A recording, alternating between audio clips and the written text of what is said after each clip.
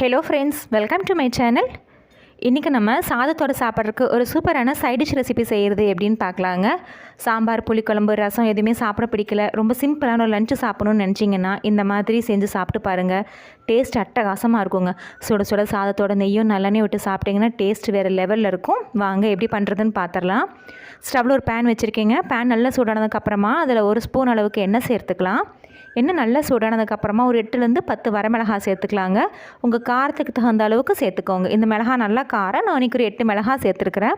மிளகாய் அந்த எண்ணெயில் நல்லா மொறுன்னு வறுப்பட்டு வரணுங்க. அந்த அளவுக்கு நல்லா வறுத்து எடுத்துக்கலாம்.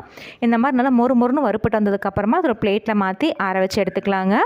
அடுத்ததான் அதே எண்ணெயில் நல்லா க்ளீன் பண்ண கருவேப்பிலையாக ஒரு கைப்பிடி அளவுக்கு சேர்த்துக்கலாங்க.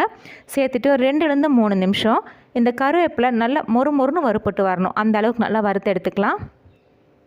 ஒரு 3 நிமிஷத்துக்கு அப்புறம் பார்த்தீங்கன்னா கருவேப்பிலை இந்த மாதிரி நல்லா மொறுன்னு வறுப்பட்டு வந்திருக்கும். இதையும் இந்த மிளகாயோட சேர்த்து எடுத்து வச்சுட்டு அடுத்ததான் ஒரு 1/2 கப் அளவுக்கு பாசிப்பருப்பு சேர்த்துக்கலாங்க. சேர்த்துட்டு ஒரு 5 நிமிஷத்துக்கிட்ட நல்ல லோ ஃப்ளேமில் வச்சு நல்லா செவந்து வறுப்பட்ட மணம் வரணும். அந்த அளவுக்கு நல்லா வறுத்து எடுத்துக்கலாங்க. கருகிடக்கூடாது, நல்லா வறுப்பட்ட மணம் வரணும், நல்லா செவந்து வரணும். அந்த அளவுக்கு நல்லா வறுத்து எடுத்துக்கலாம்.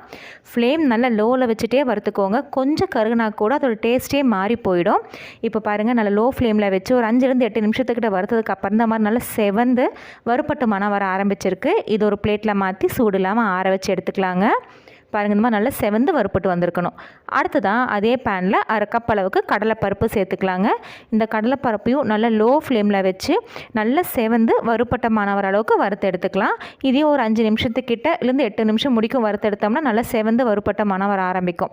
பாருங்கள், இந்த மாதிரி நல்லா செவந்து வர ஆரம்பிக்குது இல்லைங்களா? அதே மாதிரி நல்லா வறுப்பட்ட மணம் வரும்போது இதையும் ஒரு பிளேட்டில் மாற்றி ஆற வச்சு எடுத்துட்டு அடுத்ததாக 1 கப் அளவுக்கு துவரம்பருப்பு எடுத்துக்கலாங்க.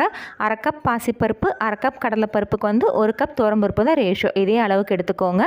1 கப் துவரம்பருப்பு எடுத்துகிட்டு இதையும் ஒரு 8 நிமிஷத்துக்கிட்ட நல்ல லோ ஃப்ளேமில் வச்சு நல்லா வறுத்து எடுக்கணுங்க. நல்லா செவந்து வறுப்பட்ட மணம் வரும். அந்த அளவுக்கு நல்லா வறுத்து எடுத்துக்கலாம்.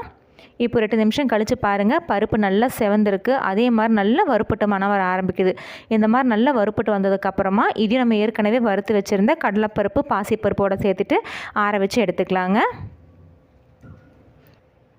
இப்போது நான் வறுத்த பருப்பு எல்லாத்தையும் ஒரே பிளேட்டில் போட்டு நல்லா ஆற வச்சு எடுத்து வச்சுருக்கீங்க. அடுத்ததான் அதே பேனில் 1 ஸ்பூன் அளவுக்கு சீரகமும் கூட ஒரு 1/2 ஸ்பூன் அளவுக்கு மிளகும் சேர்த்துக்கலாங்க. சேர்த்துட்டு இந்த சீரகம் நல்லா செவந்து பொரிஞ்சு வரணும், கருகிடக்கூடாது, நல்லா செவந்து பொரிஞ்சு வரணும். அந்த அளவுக்கு நல்லா வறுத்து எடுத்துக்கலாம். ஒரு 2லேருந்து 3 நிமிஷம் லோ ஃப்ளேமில் வச்சு நல்லா வறுக்கும் போது பாருங்கள், சீரகம் நல்லா செவந்து பொரிஞ்சு வர ஆரம்பிச்சிருக்கு. இதையும் அந்த பருப்போடு சேர்த்து எடுத்துக்கலாம். இப்போ நம்ம ஏற்கனவே வறுத்து வச்சுருந்த கடலைப்பருப்பு, பாசிப்பருப்பு, துவரம்பருப்பு, அதே மாதிரி சீரகம் எல்லாம் நல்லா ஆறிடுச்சு. கொஞ்சம் கூட சூடு இருக்கக்கூடாதுங்க. நல்லா சுத்தமாக சூடு இல்லாமல் நல்லா ஆறிடணும். இந்த மாதிரி நல்லா ஆற வச்சு எடுத்ததுக்கப்புறமா இது எல்லாத்தையும் ஒரு மிக்சர் ஜாரில் சேர்த்துக்கலாங்க. சூடோட மிக்சர் ஜாரில் போட்டு அரைச்சோம்னா லைட்டாக தண்ணி விட ஆரம்பிச்சிடும். நம்ம ரொம்ப நாள் ஸ்டோர் பண்ண முடியாது. இப்போ நல்லா ஆறினதுக்கப்புறமா அது ஒரு மிக்சர் ஜாரில் சேர்த்துட்டு இது கூட ஒரு 4லேருந்து 5 பிஞ்ச் அளவுக்கு பெருங்காயத்தூள் கொஞ்சம் நல்லா தாராளமாகவே சேர்த்துக்கோங்க. நம்ம கடலைப்பருப்பு, துவரம்பருப்புலாம் சேர்த்துருக்குறோம். அதனால் பெருங்காயத்தூள் கொஞ்சம் தாராளமாகவே சேர்த்துட்டு இந்த கந்திப்பொடிக்கு தேவையான அளவு உப்பு சேர்த்துக்கலாங்க. சேர்த்துட்டு நல்லா ஃபைன் பவுடராக அரைச்சி எடுத்துக்கணுங்க. கொரகொரப்பாக எங்கேயுமே இருக்கக்கூடாது. நல்லா அப்படியே நல்லா நைஸாக அரைச்சி எடுத்துக்கணும். அவ்வளோதாங்க, சூப்பரான சுவையான ஆந்திரா ஸ்டைல் கந்திப்பொடி ரெடி. இந்த சுட சுட சாதத்தோட போட்டு நெய் இல்லை நல்லெண்ணெய் விட்டு சாப்பிட்டிங்கன்னா டேஸ்ட் வேறு லெவலில் இருக்குங்க. ஃப்ரெண்ட்ஸ், நீங்களும் இந்த கந்திப்பொடி ரெசிபியை ட்ரை பண்ணி பாருங்கள். ட்ரை பண்ணி பார்த்துட்டு உங்கள் கமெண்ட்ஸுங்களை சொல்லுங்கள். உங்களுக்கு இந்த வீடியோ பிடிச்சிருந்துச்சுன்னா மறக்காமல் நம்ம சேனலுக்கு சப்ஸ்கிரைப் பண்ணுங்கள், லைக் பண்ணுங்கள், ஷேர் பண்ணுங்கள். தேங்க்யூ.